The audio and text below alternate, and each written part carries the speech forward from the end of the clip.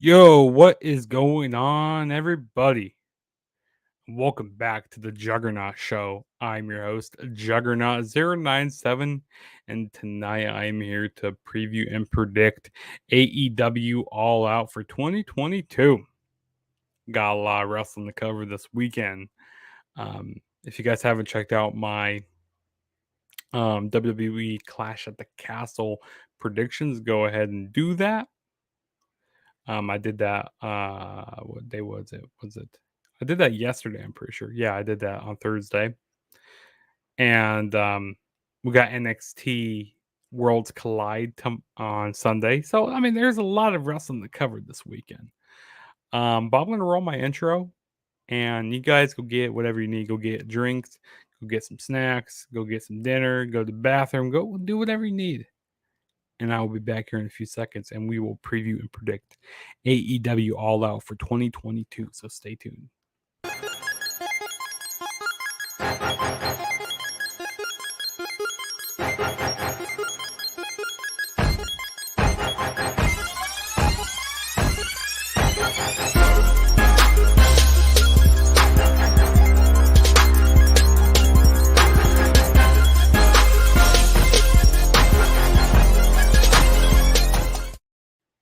Okay, what is going on, everybody? And we got Tino's time in the comments. It's Tino's time. What's up, my man? Hey, good to see you here, man. You gonna be watching AEW All Out this weekend? Yeah, I mean, we got a lot of wrestling to cover this weekend, like I said. Now, I just want to start off, telling my level of excitement for this show. I don't know. I mean, there's matches I'm looking forward to, but at the same time, like, I don't know. Like, I'm not like, what's the word I'm trying to think of? I'm looking forward to the show. But it's not like, when I was watching the Go Home show, it's like nothing that made me more excited because, like, usually every AEW pay per view goes like, "Hey, I'm looking more excited for the shows," but this Go Home show didn't really do it for me. Like, I don't know, and like, there's so much matches on this show, so much matches, like 14 or so matches, which show is going to last all weekend. So I'm happy, I got Monday off because it's gonna be a lot of wrestling cover, like I said.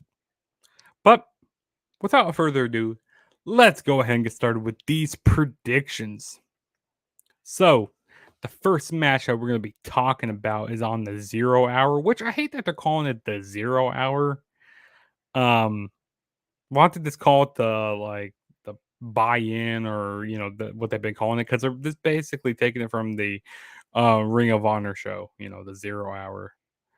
And we also got Flock Nation Speaks in the house. What's up, DJ? Thanks for showing up, my man. We'll probably be doing a all-out review on the Instant Classic Wrestling podcast, the only podcast that is always an Instant Classic. So, stay tuned for, go subscribe to the Instant Classic Wrestling podcast, and also go subscribe to Flox Nation Speaks. If you enjoy watching Ravens football, watching break down the Ravens football, so go check out that podcast. DJ's pretty good over there. Okay, so the first match, like I said, we're talking about is Tomohiro Ishii going up against Eddie Kingston. This match just basically got made at like the last second on Dynamite. You know what? I'm gonna predict Eddie Kingston to win here. I have no idea. I mean, I think it's gonna be a very hard hitting, strong style type of match, but Eddie Kingston's going to win here on the pre-show. So, yeah, we'll move on to the next match, which we have is another match also on the pre-show. We got Pac going up against Kip Sabian, and this is for the All Atlantic Championship. Pac's not losing title yet. He's definitely not losing title. It's going to be a fun match here, but yeah, I mean, I kind of wish this match was actually on the ring card, rather than the pre-show. I mean, I mean, they got 14 matches on the regular card, so why not have one more on there? And also, DJ said Eddie can't beat Ishii. Hey, we'll see. We'll see if. I mean, that match can go either way with Eddie Kingston and Tomohiro Ishii, but yeah, I don't know. I'm just kind of going by like what I kind of see happening. I don't know. We'll see what happens though.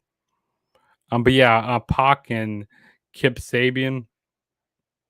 Pac's not losing the title right now. I mean, they just recently brought back Kip Sabian. You know, he finally unmasked. You know, took off that paper bag that he or that box that he's been wearing these past months for however many months he's been wearing that. Yeah, Pac is gonna retain the All Atlantic Championship. And I tell you what, this bill for this pay per view has been all that great. Hasn't been all that great. I mean, especially the whole stuff with CM Punk and John Moxley with Moxley winning the title on Dynamite. I mean, why'd they do that? I just don't understand why they did that. But yeah, well, let's go on to the next match, which we have is another match on the pre-show. Like I swear they put so many matches on the pre-show. Or the 0 hour. We got Hook going up against Cool Hand Angelo Parker. This is for the FTW Championship. I mean, Hook wins this match. Send Hook. I mean, this match is just another random match that they made also. Like, hey, you know why not throw these two guys in the match together? Oh, yeah, that makes a whole lot of sense. I don't know. I mean, I don't really care about this match, to be honest. So let's move on here. Okay, so now we're done with the 0 hour. Now we go on to the regular card. We got the American Dragon, Bryan Danielson, going up against Chris Jericho, the Lionheart. It's gonna be a fun match. It's gonna be fun. I'm looking forward to this match. Um,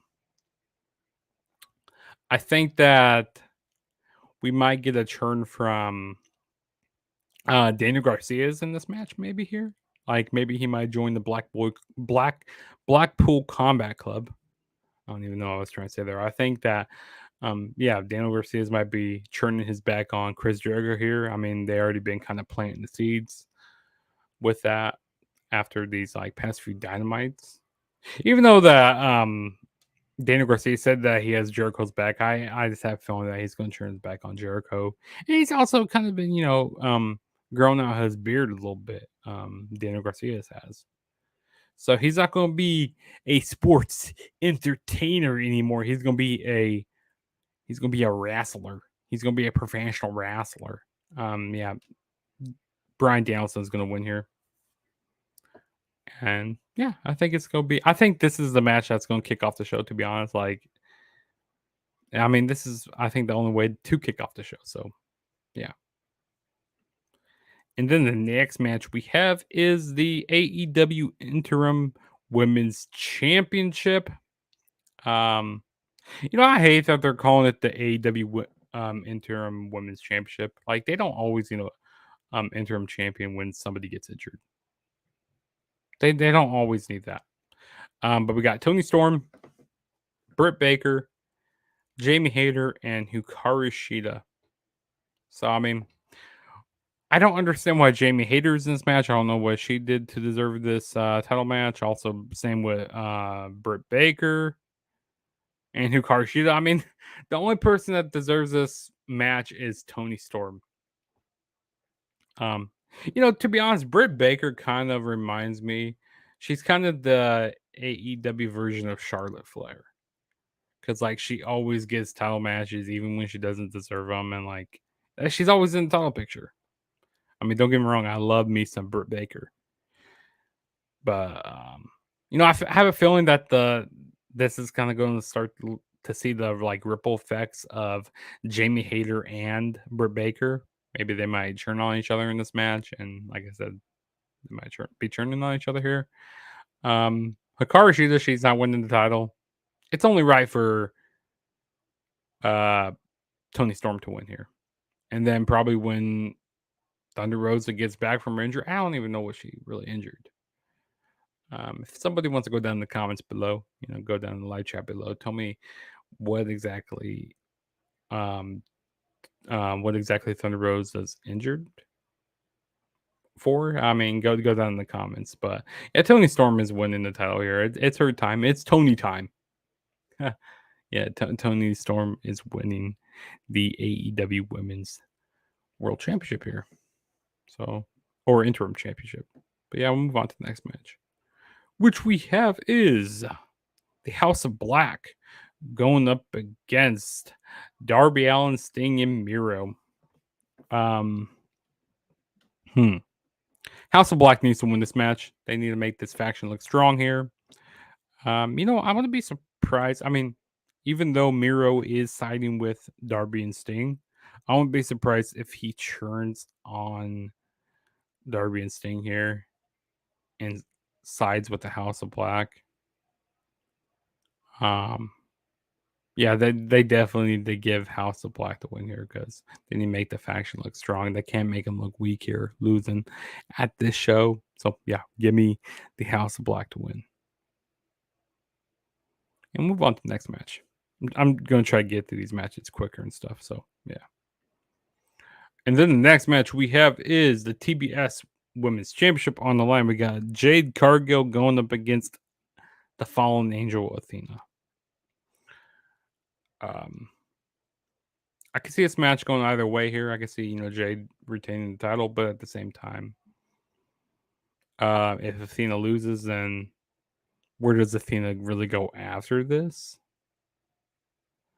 I think it's maybe time to take the title off of Jade Cargill here. I don't know. Like I said, a lot of these matches really haven't been built up that much. Like, there's really not much stories behind them. Like Tony Khan, you're supposed to be the booker of the year. You're supposed to be a great booker, but I don't know. And then he has these long shows and I don't know, Tony, what is you doing, my man? You know what? I'm gonna say that Athena wins the TBS championship, for some shock value here. And then maybe Jade Cargill goes for the, AEW women's title after this. Because, I mean, who else? Yeah, I mean, if Jade Cargill wins here, who else can go up against that can, beat Jade Cargill? Nobody. There's really nobody else for Jade Cargill to face. So, yeah, that's why I'm saying put the title on Athena here. Be good for some shock here. And, I mean, yeah, I think it'd be different to put the title on her and to make Athena to make her relevant here is by putting the title on her. So, yeah. And the next match we have is Jungle Boy going up against Christian Cage. This is pretty personal feud here. We had Christian Cage for a while with Luchasaurus, and then Luchasaurus turned on Christian Cage to go back with Jungle Boy. This is gonna be an interesting match. And Jungle Boy was calling Christian Cage a pussy and all that, and they've been going back and forth. This kind of reminds me of the feud with Matt Riddle and Seth Rollins that's going on right now. This is kind of that feud here, and then Christian Cage, he's been cutting some really good promos these past few weeks. I feel like they're gonna give Jungle Boy the win here, though. Just for the fact that they're gonna give him the feel good win. Because I don't think this feud really I think the feud is gonna be done after this show here. So give me Jungle Boy to win the match. And then the next match we have is we got a 6-man tag or trios match. I hate how they call them trios matches, but whatever. I mean, that's AEW. We got a trios match here. We got Wardlow and FTR going up against Jay Lethal and the Motor City Machine Guns. Why is this match happening? I have no idea. I mean, why isn't Wardlow defending the TNT Championship? I mean, you already have a whole bunch of matches on the show, so why not have another? This. Why not have FTR and just the Motor City Machine Guns go at it? Because that's gonna be a banger match if they just had those two. Have separate matches and just have Wardlow and Jay Lethal. I'm pretty sure that Wardlow defended the TNT Championship already against Jay Lethal. I could have sworn that already happened.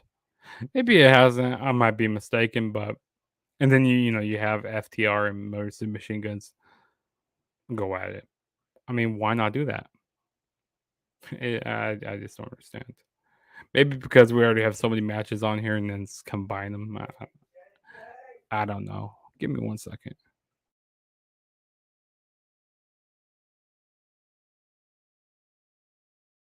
But yeah, I got Wardlow and FTR to win here. I mean, I just don't see him losing. So yeah. And then the next match we have is the Casino Ladder match.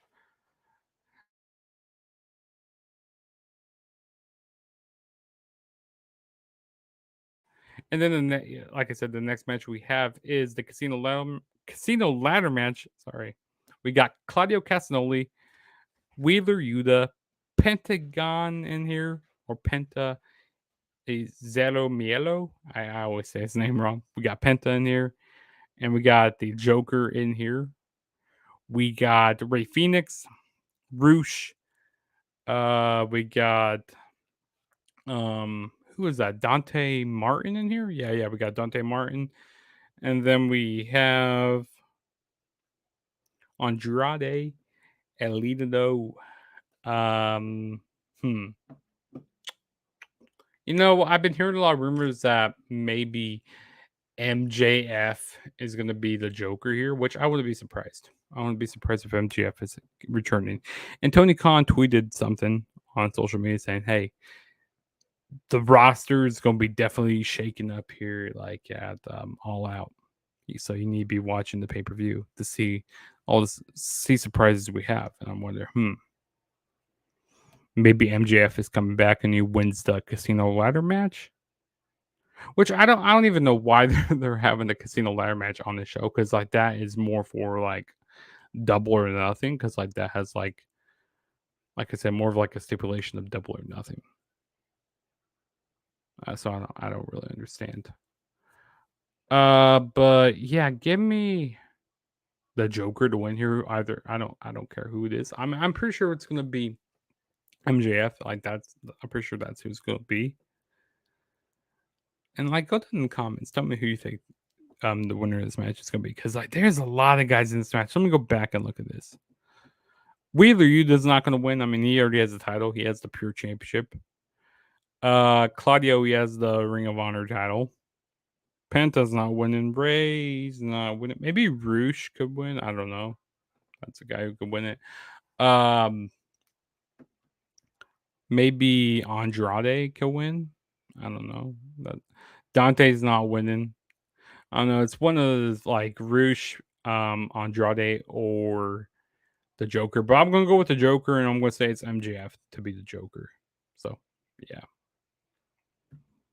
And then we have the AEW World Tag Team Championship match. We got Swerve in Our Glory going up against the Acclaimed. I'm happy that the Acclaimed are finally getting the title shot here for the Tag Team Championships. But Swerve in Our Glory, I think they're going to retain, because maybe the Ass Boys get involved. They cost the Acclaimed. So yeah, give me Swerve in Our Glory to retain the titles here. And then move to the next match, which we have is Ricky Starks going up against Powerhouse Hobbs. I like the stuff that we're going on here. Like the stuff that this feud that's happening here. We finally had Powerhouse Hobbs turn on Ricky Starks here. I feel like they're gonna and they turned Ricky Starks' face here as well.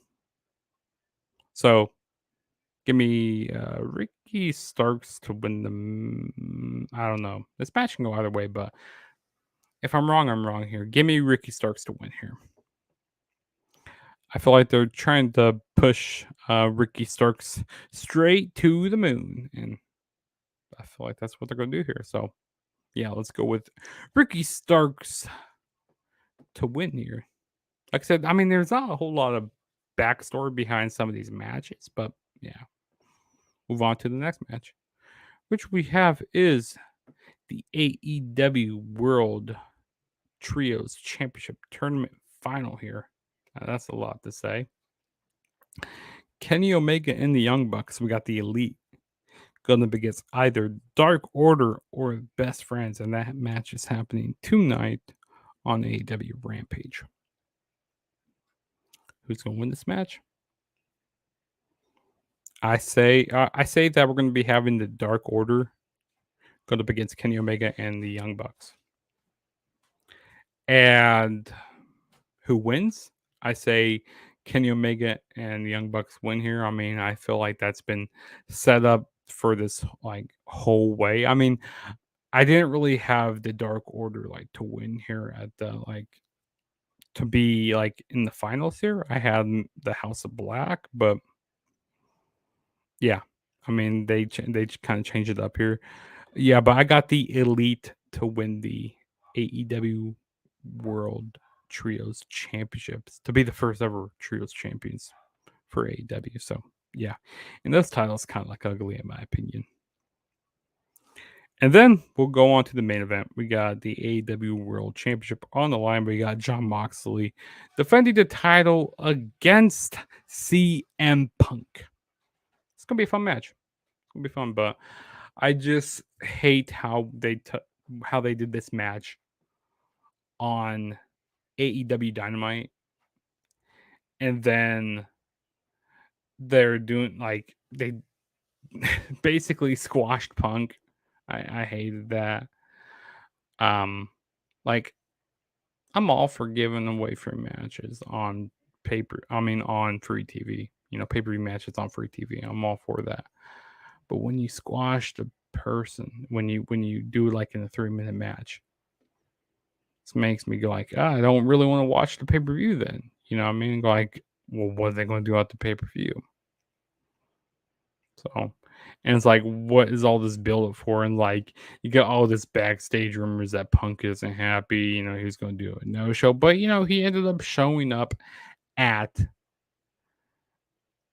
Dynamite, you know, in Chicago. And like the rumor was, I heard that was like they were supposed to give the let Moxley win in his hometown, and then they're gonna let Punk win the title back in Chicago. I just don't understand why. Like it makes the title seem irrelevant a little bit because like flipping around like a hot potato here, I just don't really like that. But I have a feeling that Punk's gonna win title back here. Like I said, they're flipping around like a hot potato, and you had Punk's trainee or like Ace. What's his name? John. I don't even know his name. Johnny Ace or something like that, or something. The guy who helped train Punk, back on the Indies. You know, he came out and basically said, "Hey, man up." He said, "Once you get knocked back down, you get up." And he said, you know, the F word there and stuff. And I'm like, wait, did I hear that correctly? Did I hear him drop that F bomb? And you know, or Ace did drop the F bomb there. So, yeah, but Punk's going to win the match here. He's going to become the AEW champion again. And there are rumors that, like, oh, Punk is still injured. But no, I mean, he said that his foot was, you know, still sore. But yeah, Punk's going to be the new AEW champion by the end of this night. And this, like I said, this is going to be a long show. I mean, usually all AEW pay-per-views are pretty long. I just hope they, you know, send the fans home happy. I mean, Tony Khan, don't screw up this pay-per-view. And hope, I mean, it's going to be a long show. But that was my AEW All Out 2022 predictions. I mean, ended up watching the show. I mean, I'll probably be on a live stream with the Flag Zone podcast. So, go check out the Flag Zone podcast. Go be checking out them if you guys want to be watching the live stream. Hey, we got, speaking of the Flag Zone podcast, we got one of the, he's a regular over there, in the comment sections. We got Mark in the comments right here, showing up like right at the end of this prediction show. Hey, I appreciate you showing up, Mark. He's saying what's up, and like I said, go check out the Flex Zone podcast. And also, go follow me on all my social media platforms. Go follow me on Twitter and Instagram at the True JSB. Also, if this is your first time checking out my channel, hit that subscribe button, hit that like button, and also turn on my notifications to be notified every time I make a new video. And also run up those likes. And I am on the road to 500 subscribers, so let's get me there. Let's get me to 500 subscribers. And there's like I said, a lot of wrestling to cover. I mean, tomorrow we got WWE Clash at the Castle, which is going to be coming on at noon or 1 p.m. Eastern, which is going to be coming on noon for me. So yeah, it's going to be crazy stuff that's going on.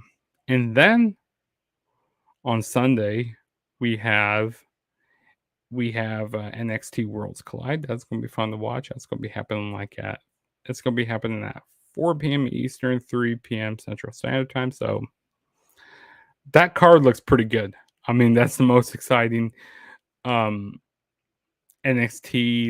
special that's happened in a long time. So that's going to be fun to watch. I mean, we got Carmelo Hayes and